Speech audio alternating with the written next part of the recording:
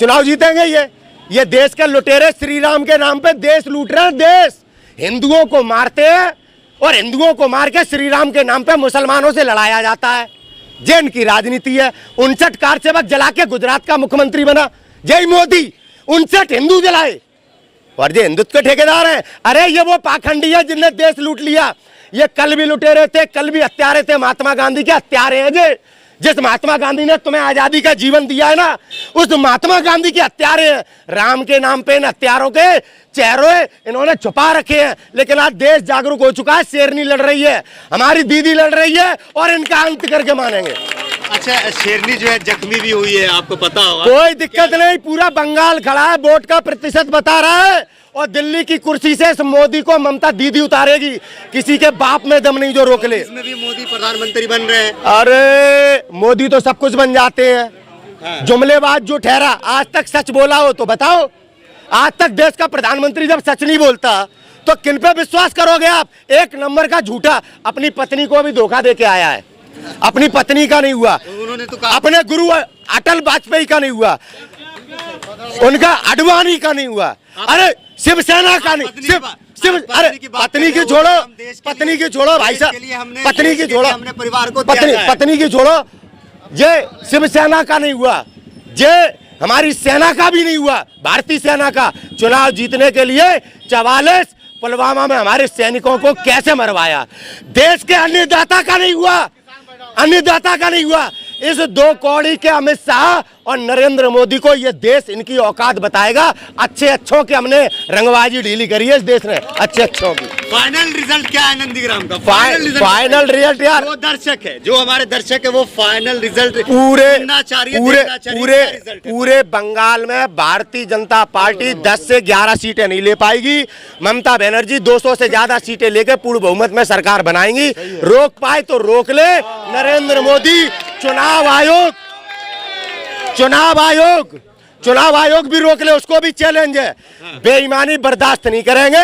हम राम के देश के नागरिक हैं, कभी भी अत्याचारियों के सामने घुटने नहीं टेकते हैं। अगर चुनाव आयोग ने लोकतंत्र या संविधान को किसी भी प्रकार से चोट पहुंचाने की कोशिश की, क्योंकि बिका हुआ चुनाव आयोग विश्वसनीय नहीं है।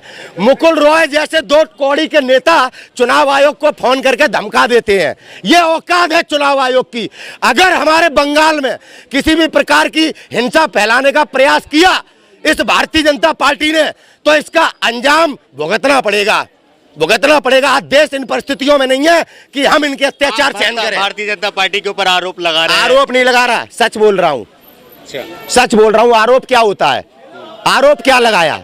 चोर है ये, चोर है, नंबर 1 के देशद्रोही है, संविधान विरोधी है। आरोप नहीं लगा रहा। चुनाव आयोग क्यों नहीं कराता वीडियोग्राफी?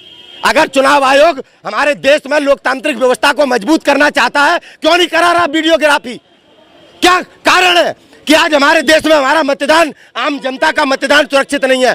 अगर हमारा वोट सुरक्षित नहीं है तो हम गुलाम है। याद रखना, केवल ये वोट लेने के लिए तो पैर धोते हैं, वोट लेने के लिए तो बेटी बचाओ बेटी पढ़ाओ करते हैं। आज ईवीएम के कारण हमारी इज्जत नहीं बची, क्योंकि वोट इनके हिसाब से पड़ते हैं। कहीं वोट बटन दबाओ कमल में जाएगा, कमल में। अच्छा, प्रधानमंत्री जो है अभी बांग्लादेश के दौरा पे थे। उन्होंने बताया कि बांग्लादेश की आजादी की हमने लड़ाई लड़ी है।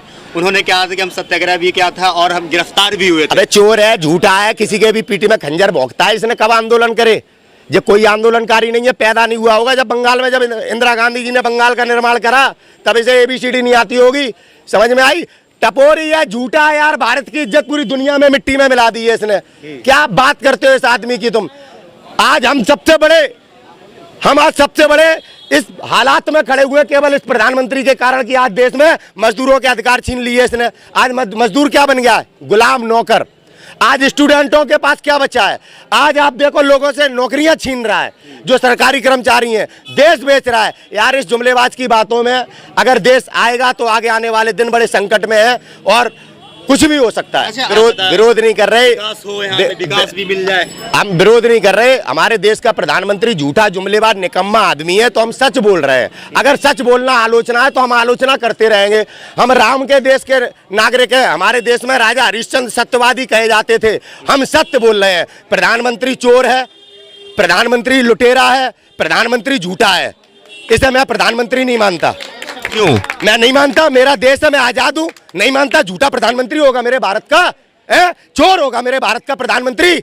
आप मानो, मुझे कोई दिक्कत नहीं, लेकिन मैं राजपूत इस प्रधानमंत्री को देश का प्रधानमंत्री नहीं मानता, जिसने मेरे देश की गरिमा और मान सम्मान को जिसने अपमानित किया हो पूरी दुनिया में, पूरी दुनिया में। आज देश बेच रहा है, ये गद्दार है, ये गद्दार है। इसकी मां को भी दुख होता होगा कि मैंने ऐसा लाल जना जो आज भारत माता को बेच रहा है। ये किसी का सगा नहीं है, अंबानी अडानी का नौकर है, नौकर। दुर्भाग्य देश का प्रधानमंत्री है ये 2 कौड़ी का आदमी। तो मतलब फाइनल रिजल्ट आपने बता दिया नंदीग्राम का? फाइनल रिजल्ट नंदीग्राम का नहीं, देश का बता रहा हूं। हो सकता है 2024 से पहले इसकी दाढ़ी पकड़ के कुर्सी से उतार दें हम लोग। ये देश अब इसके अत्याचारों से पता है किस परिस्थिति में आ गया है कि अब देश के नागरिक को घर से निकलना पड़ेगा, क्योंकि आज साबित हो चुका है कि ये लुटेरा है, भारत विरोधी है, जो आज देश की सत्ता पे तुमने धर्म के नाम पे बेवकूफ बन के बैठाल दिया। ये लुटेरा है। चलिए, बहुत बहुत शुक्रिया। पकड़ना इसको।